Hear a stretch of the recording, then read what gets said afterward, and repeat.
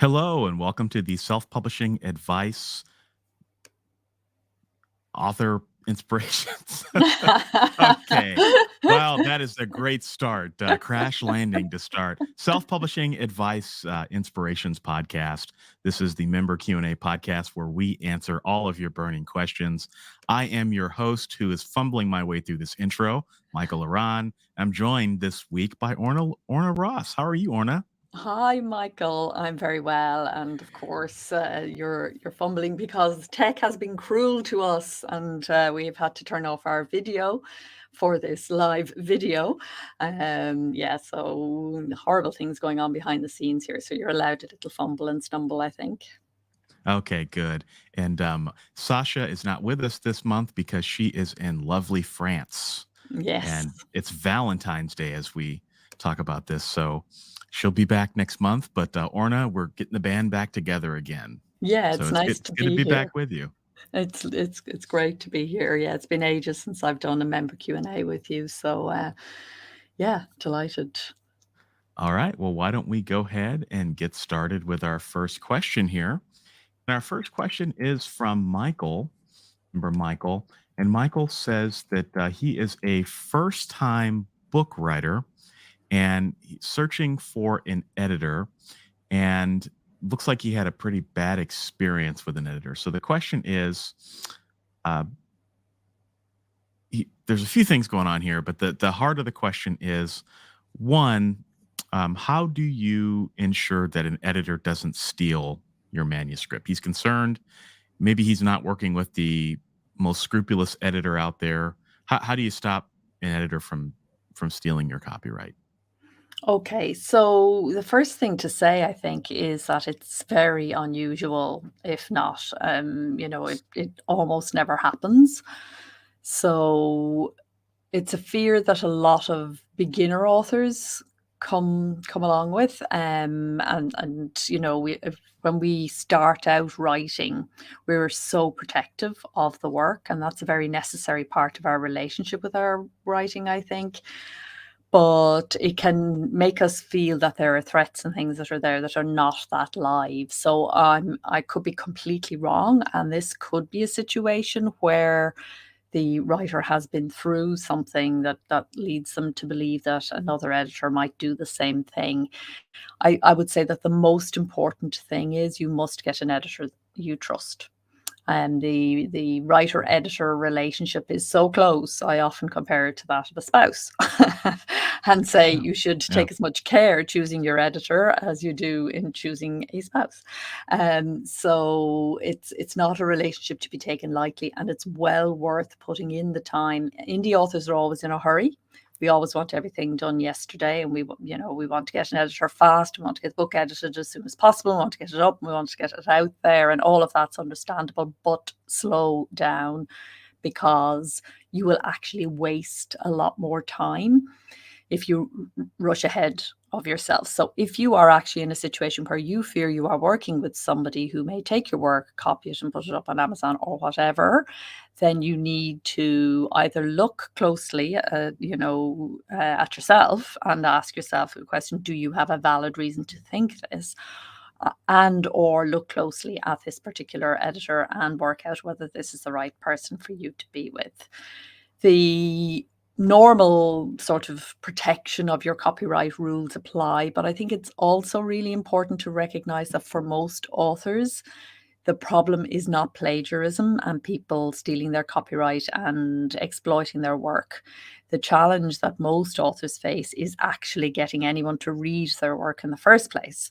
So it's much better for you as an author publisher to get on with writing your work, to find yourself an editor that you trust. We've got lots of advice on that on our blog at selfpublishingadvice.org/blog. And if you go to the section on editorial in the categories, you'll find lots of information there about choosing an editor.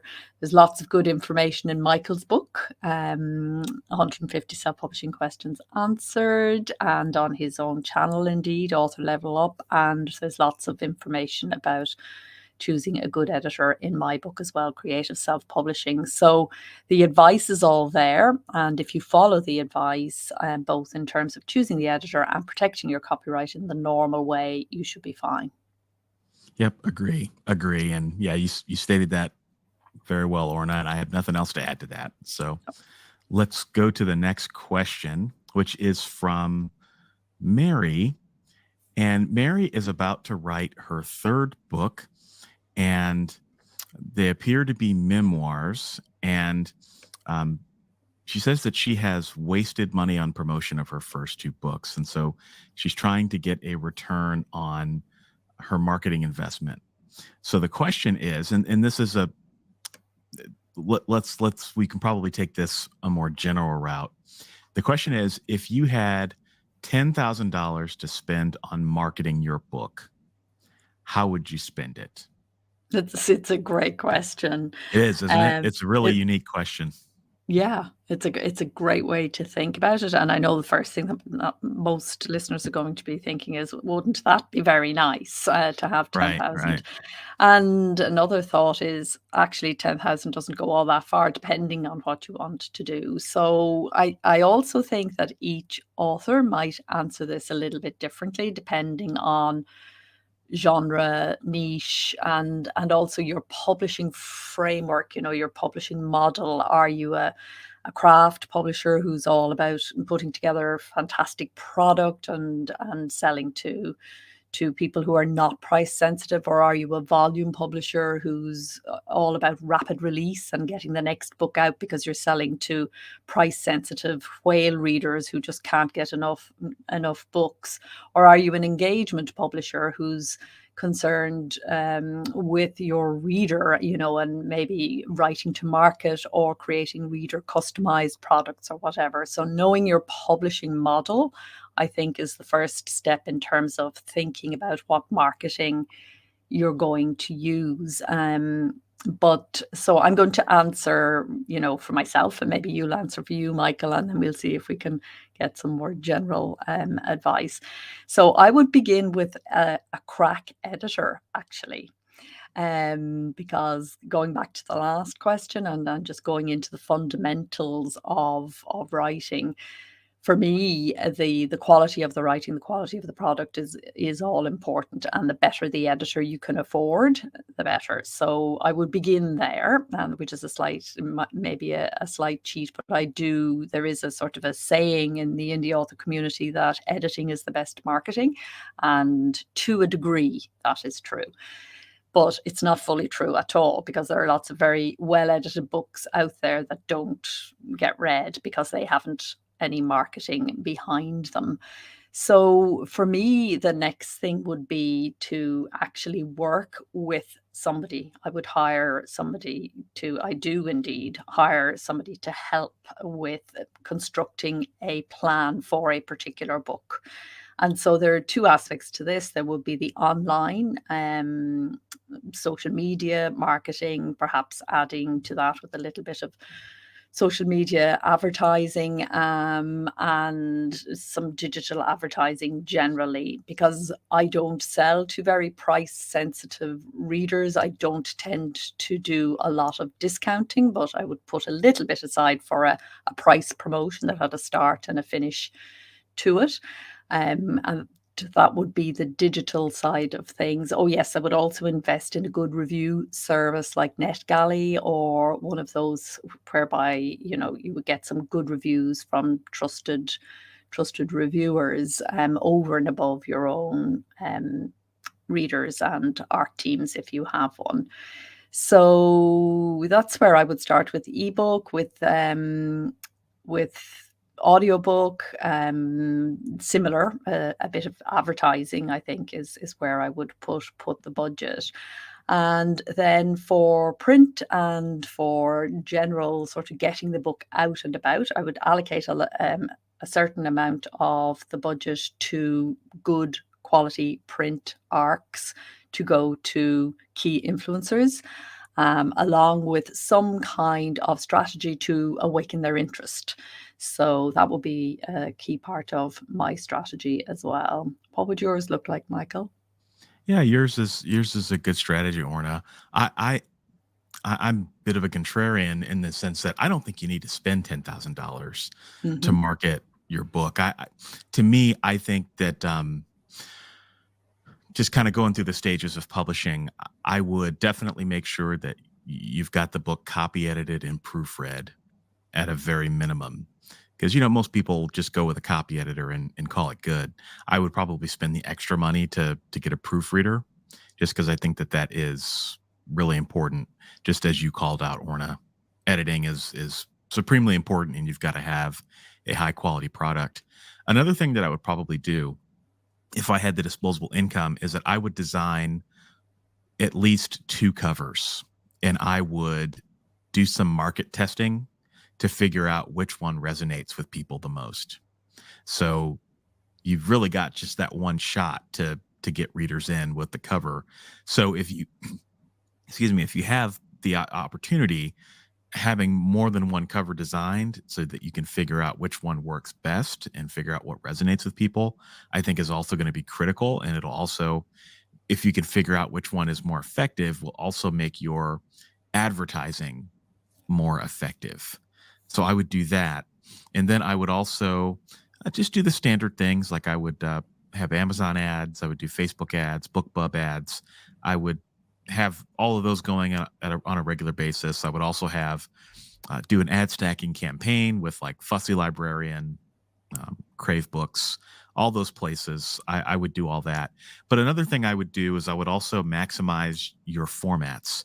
So if your book is not available in audio, I would invest in an audio version, and I would invest in a good narrator, you know, to do that, and make sure that the book is available in hardcover, also in large print, so that you get the most mileage out of any advertisements that you're going to do. Because there are some readers who only buy books in audio. So by having it available in audio and having it available on a wide distribution, not just being exclusive to Audible, you will be able to maximize your reach. And also you can get your audiobook into libraries, Overdrive, all those things. And then as Orna mentioned with paperbacks, I would probably use NetGalley. I would also try to get paperbacks into people's hands and in any way that you could. And I think that that would also be a critical part of the marketing strategy. But you may find that you don't need to spend the $10,000. I think the biggest problem that someone would have with that much money to spend on a book is wasting money, because I think that you can definitely throw your money away, no problem, when it comes to book marketing. So I would spend the money on the things that are proven to give you value, and then I would either bank the rest or I would invest it in the next book. Yeah, I think that's it's a really important point. Throwing money at your book isn't half as effective as throwing attention, time, thought, and the right team, the right help for you, which is probably a virtual assistant rather than an expensive marketing service. And the other thing to say about, to add to all Michael's good thoughts, is that it's sorry, thoughts just gone out of my head now. Um, I had a point to make and it just literally disappeared. But yeah, the important thing is, oh yeah, I remember what it is now. The important thing, the most important thing is your attention and working with the right person in the right way. And what I was going to say is that marketing is not a one-shot thing. You build and develop and grow as a marketer, just as you build and develop and grow as a writer. So it's not all about this particular book. It's about learning. It's about trying some things and seeing what works, because you'll hear a lot of advice. We've both just thrown out loads of ideas there. And if you don't fully understand the things that we were referring to, again, you need to do a bit more reading of the guidebooks and the blog and so on. But everybody will give you advice about how to market your book, but only you will actually know what works for your book, and the only way you will know that is by testing. So the split testing the cover idea is a great plan, and also split testing ads and things like that. But it's really important to say that a lot of what sells books isn't about spending money, it's about spending time. And we actually have a new guide for members done by Melissa Addy, which is about how it's part of our Self-Publishing for All campaign. It's addressed to writers who don't have £10,000 to spend and who don't have very much money at all to spend at the beginning. And it's about all the things you can do for free or almost free. So a highly frugal guide, which you can take a look at and see, and get those things done first. Put the time and the effort into seeing, and then do things in the spirit of exploration. And if you find somebody that you feel can really help you, it may be worth investing in that.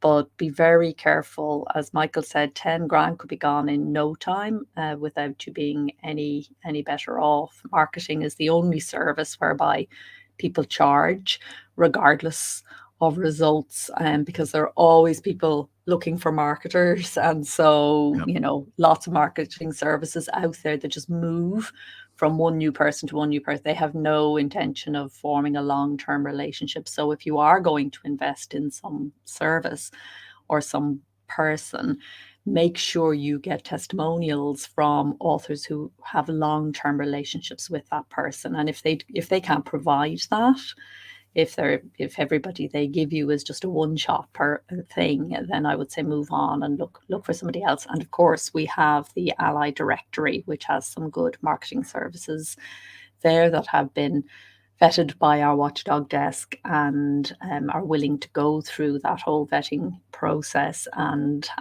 guaranteed have long-term clients who keep coming back again and again. That's the indication of a good service. Agree. All right. Next question is from Philip. And Philip is querying his novel with literary agents. And agents have said that his novel is too long for commercial success at a whopping 817 pages. What is your advice about self-publishing a novel of that size? I tend to agree with the literary agents unless it is an outlier of one of these, absolutely exceptional books that needs to be that length. It's highly unlikely, particularly if it's your first book. It's far more likely that you're a writer, who for whom words come easily, or who writes to length. So my advice would be to find a good editor and have a conversation with them about how the book can be reshaped so that it is significantly shorter. We're asking a lot of our readers these days to read a book at all. They are inundated with things to do with their free time, from box sets to games to everything. So reading a book is, you're asking something of the reader. To ask a reader to commit to that many pages is asking more. And while there are readers who love a long read and to read, and I write at length myself, so I know what this feels like. It's not recommended. Shorter is better commercially. So if what you're looking to do is sell the book, that's the advice your literary agent is giving you, and that's the advice that you need to take from yourself as a publisher, not as a writer. If you want to write to length and produce long novels that give you great joy to write, that's absolutely brilliant. Off you go. But if you want to sell the book, chances are you're better off to break it down into a series of shorter books, which will mean it will need restructuring in that way, so that there is a natural build of plot and climax and so on into the next book, and you keep your readers guessing and keep them waiting and so on. So yeah, I would say to work with an editor to get, or a writing critique group if you can't afford an editor, somebody who can help you, somebody who's familiar with your genre and who knows the expectations of readers in the genre, who can help you to shape the book so that it's commercially as well as creatively satisfying. Yeah. I mean, 817 pages. That's a big boy. I mean, that's a tough project to self-publish. And there's technical considerations too, right? I mean, there's you can publish an ebook that is that long. I don't think that there is a technical limitation on how long your ebook can be, although I could be wrong on that. But a paperback, you'll never be able to publish a 817 page long paperback. So you would be forced to split it up, even if you didn't want to. And you kind of have a dilemma because say you go through the editing as Orna suggests, which I think is absolutely critical. Say you go through the editing and the book is still 800 pages. Well, you don't want to break it up, because readers can kind of sense that if you break it up into smaller books and there's not the right pacing or the right climax, then readers will beat you up for that. But if it's super long, then you can't get anybody to read it. So it's kind of a tough situation. I think Orna is right. Find editing, and in the editing, make sure that there's ways that you can end each shorter version. One, so that you don't have to worry about the printing issue that I mentioned. And then two, that readers are going to be satisfied at the end. I think that would be my overarching predominant concern, is just making sure that whatever you do, that the readers will be satisfied. Because you can break the books up, but I've seen feedback in the past from readers where they feel like the book just ended. Like it didn't feel like it was a satisfying ending. So yeah, with a book like that, you've just got to tread very carefully, but I think it can be done.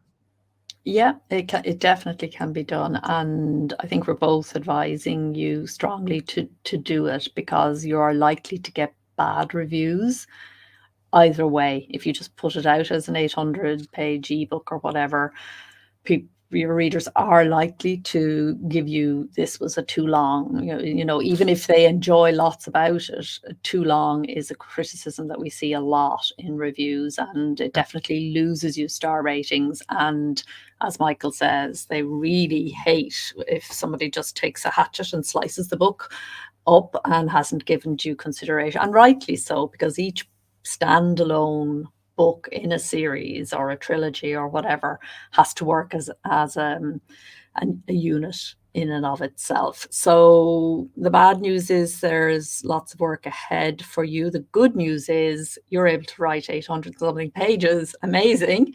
That's really fantastic. And that writing facility, will keep on going. But now you're moving into an editing phase, a deep editing phase. So good luck with that. Yes. And our next question is from member Tommy. And Tommy's question, just in general, is what are the pros and cons of publishing through IngramSpark? Yeah, that's a big question. So I'll go through the pros, and maybe you can go through some of the cons, Michael. So Okay, on that'd be great. on the plus side, IngramSpark is print on demand, as is Amazon KDP Print. So the difference between them is that Amazon is best to use, KDP Print is best used for the Amazon ecosystem, and then IngramSpark is best used for the rest. So print on demand means you don't have to keep a room full of books. You don't print off in advance. You print each copy as it is ordered by your reader, and the reader can order the book on Amazon and other places if it is supplied by IngramSpark. And but as I said, we recommend that for Amazon you also print there, because we'll look at that maybe in the cons section. There are kind of issues if you don't do that. So that is the overwhelming advantage of print on demand, is that as independent authors who must watch our budgets very carefully, we don't have to invest upfront in a print run, and because it's print on demand. The other advantage that IngramSpark offers is that it's got a global distribution network second to none. bookstores and libraries and various other places can order your book from Ingram, particularly in the US. It's becoming better now in the UK, and there are lots of countries around the world where using CoreSource, their platform for bookstores and other retailers, anybody can go on and order your book and have it there within, 24 to 48 hours, which is an amazing service. And it doesn't mean that your book will automatically be sold in bookstores or anything like that. The book has to be ordered, but it's just amazing that that can happen, because in the past that simply was not a possibility before Ingram Content came along as a company. So they are, to me, the two overwhelming advantages of IngramSpark. But there are, like everything in life, it's a mixed blessing. So, Michael, do you want to talk about some of the cons? Yeah, yeah. The cons are just things that you have to be aware of. I think we can both agree that distributing through Ingram is a must. Like it's really not a should I distribute with Ingram? It's yes, I should distribute with Ingram. What are the things I need to think about? In So print, sorry, in just print, in yeah, in print. print, Yes, in yes. print, you're absolutely Yeah. correct. In print, so print distribution is important. I guess the biggest con with Ingram is when you publish the book, it doesn't show up on Amazon right away. That's one of the downsides that I've had, particularly with I've been doing some large print editions lately. It doesn't show up right away. Sometimes it can take several weeks, and it's a lot of work sometimes to get everything connected. So if you do have like a special edition or something like that, like a large print edition or a hardcover that you're wanting to distribute to Amazon, sometimes that can take a while. That's why we recommend that for your paperback and hardcover that you distribute those to Amazon directly through KDP Print, because them and Ingram don't get along that well when it comes to that sort of thing. Another con, I would say, this is what stopped me from distributing with IngramSpark my print copies for a long time, is that it is really recommended that you purchase your own ISBNs. They will provide ISBNs for you, but then you are not the publisher of record. All right. And I've spoken with IngramSpark folks at events and things, and even they recommend that you bring your own ISBNs. All right. But that is something that is quite expensive, at least for United States folks. My friends across the pond and everywhere else, it seems like it's a little bit cheaper, but Americans have to pay for everything. So ISBNs here are very expensive, and so that's something that you also unfortunately have to consider. But to me, those would be the two cons of distributing through Ingram. What do you think, Orna? Yeah. Yes, and I suppose the other one is that there is a fee, unlike Amazon KDP Print, which is free, in that the payment is taken at the point of sale.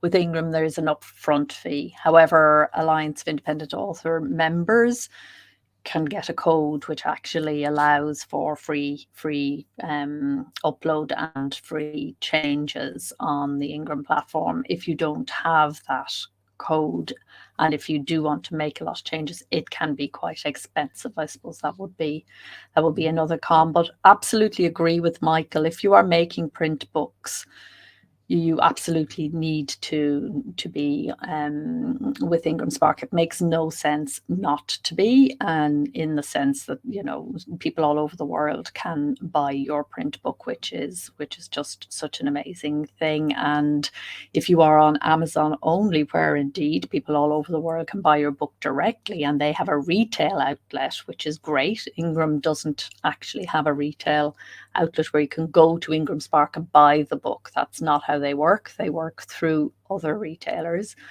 and distributors.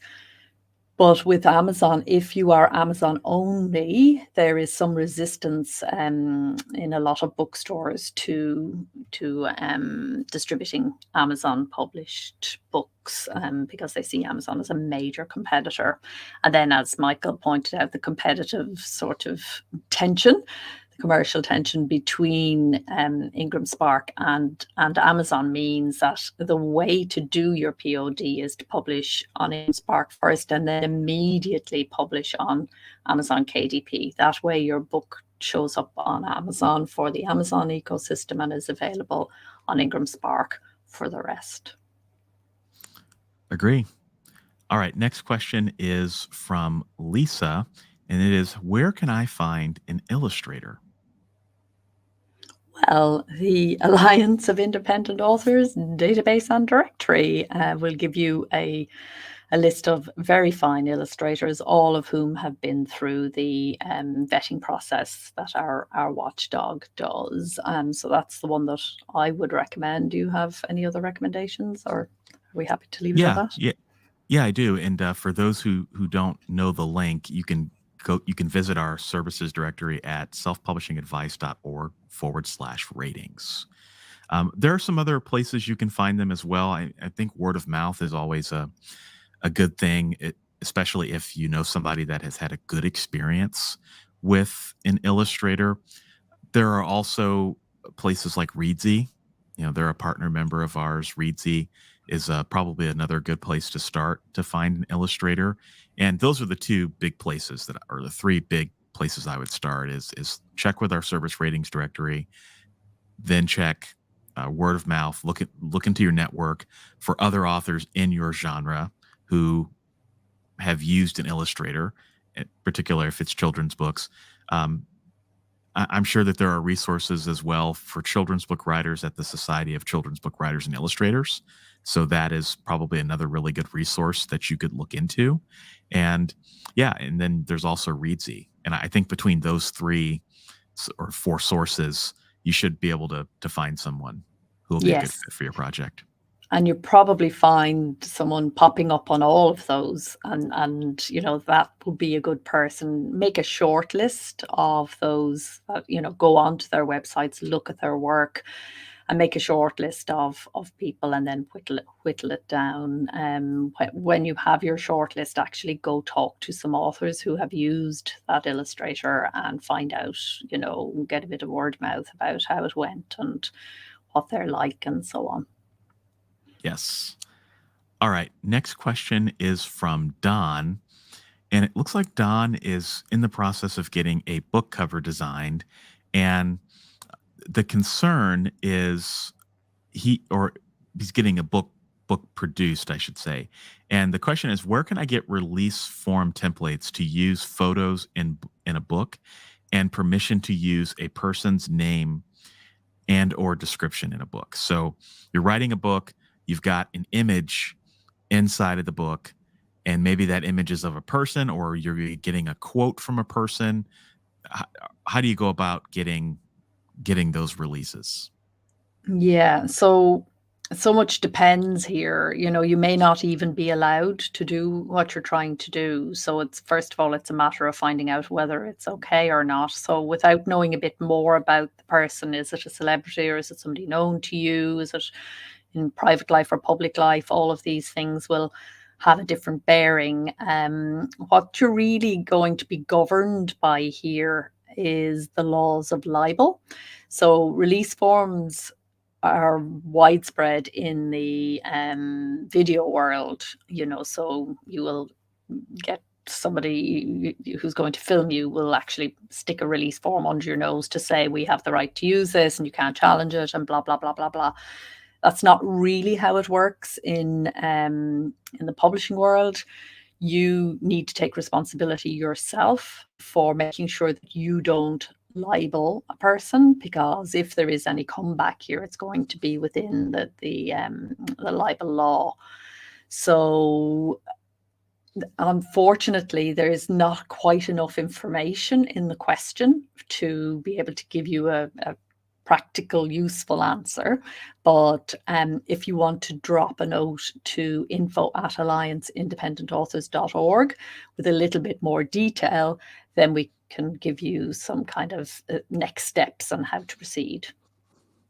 Yeah, I would agree with that. I would add that libel is certainly the 800-pound gorilla that you have to be worried about, but there's also invasion of privacy and right of publicity. So let's just say you want to include a photo of someone in a book. Maybe you're on the street, you're taking photos of people. You know, you really need to get releases from those people to make sure that you have their permission to do it. And the other thing I would say is, do there need to be photos in the book? And for based on what you're saying, Don, it probably sounds like there does. So yeah, you want to get that person's permission.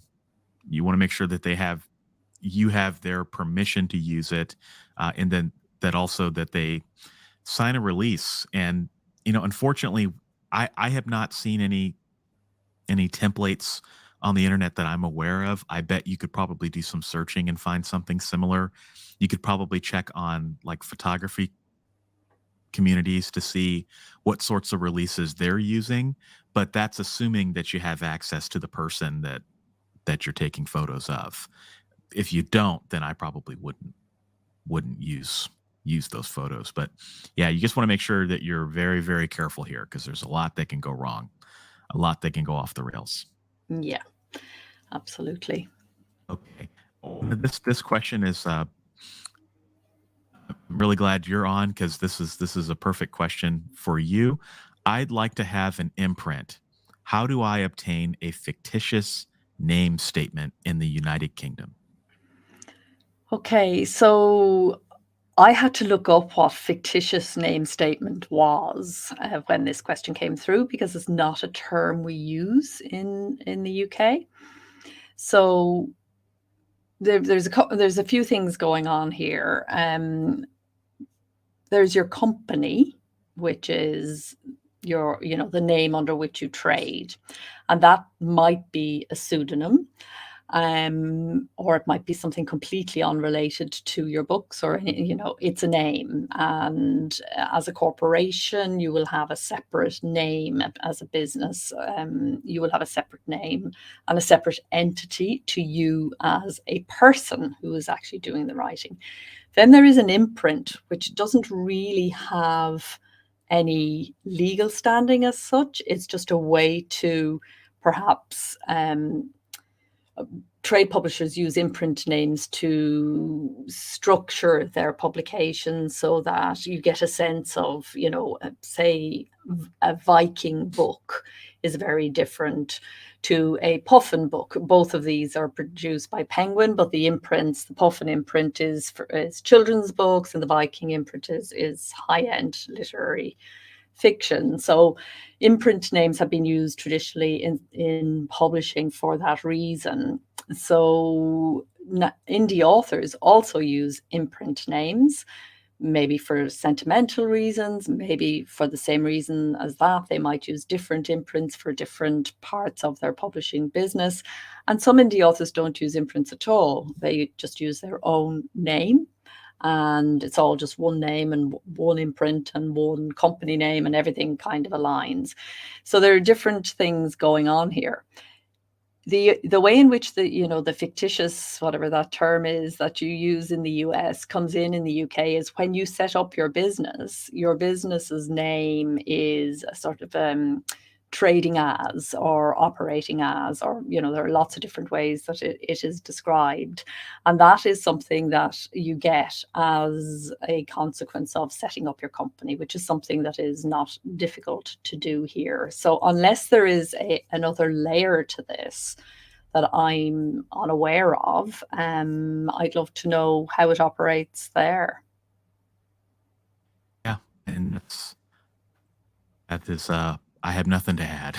Okay, yeah. I have So nothing to add. So, in the United okay, States, we do have fictitious names, but it's a UK question, so we'll yeah. just kind of leave it at I that. think it's a matter of deciding, because the questioner asked about imprint. So I'm not sure whether he thinks he needs this for an imprint, which he does not. But did he mean by imprint company name, in which case that is built into the application? And then if there is another layer to it, drop us a line about that. If there's something else that I'm missing here in the answer to the question, if you, again, info@allianceindependentauthors.org is the address for any member to send us a query anytime about anything.